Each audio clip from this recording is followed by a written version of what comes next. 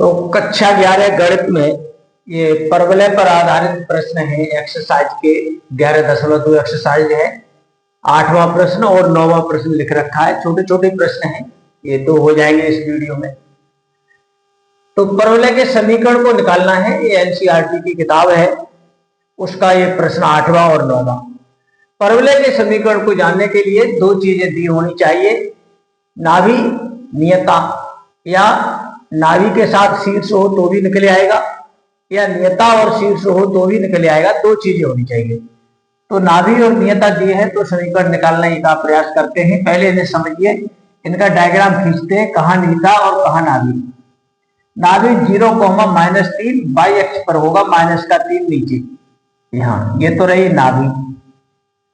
और नियता y बराबर 3 जो रेखा है, धन का y बराबर 3, वो x अक्ष के समांतर होती है धन 3 इकाई दूरी पर, ये रही नियता y बराबर 3। तो नियता का समीकरण और नाभि के निर्देशांक ये तय कर देंगे कि परवलय कैसा है। नियता और नाभि के बीच में परवलय का शीर्ष होता है, बिल्कुल बीच में, तो ये मूल बिंदु पर शीर्ष हो गया। अब नाभि के दोनों तरफ, और ये नाभि और शीर्ष से जाने वाली जो रेखा होती है उसको अक्ष कहते हैं।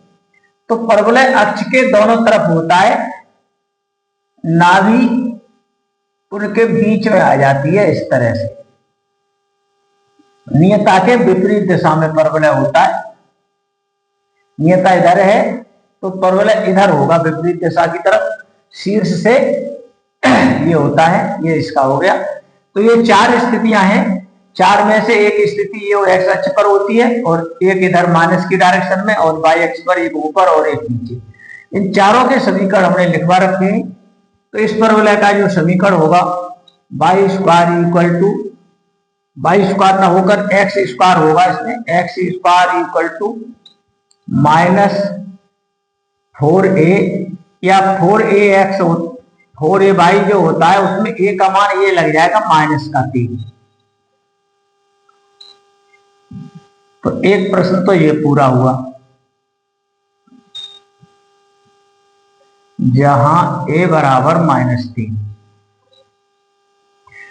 यदि आपने इसका चित्र क्लियर कर लिया तो समीकरण तो बहुत आसान होता है। ऐसे ही इसका चित्र बनाते हैं। शीर्ष और नाभि, शीर्ष मूल बिंदु है, और पहले इनके एक्स वाई अक्षों को खींचते हैं। ये शीर्ष हो गया मूल बिंदु पर, और नाभि 3,0 एक्स अक्ष की तरफ बढ़ गई। 1 2 3, ये नाभि है 3,0। तो शीर्ष से नाभि हमें पता चल गई 3 इकाई दूरी पर, और शीर्ष नाभि को मिलाने वाली रेखा अक्ष होती है। तो पीछे उतनी ही दूरी पर नियता होती है, ये नियता हो गई। तो ये परवलय जो होता है इस तरह से विपरीत दिशा में, नियता के विपरीत डायरेक्शन में परवलय होता है। ये पहली कंडीशन वाला परवलय है।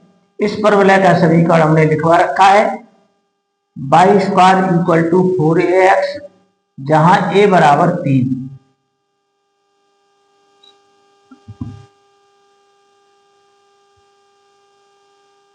जहां a बराबर 3,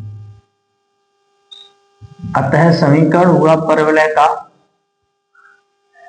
Y square equal to 4ax, x का और इनका गुणा जब हो जाएगा तो ये समीकरण कंप्लीट हुआ। इस तरह से ये 2 प्रश्न हुए पूरे।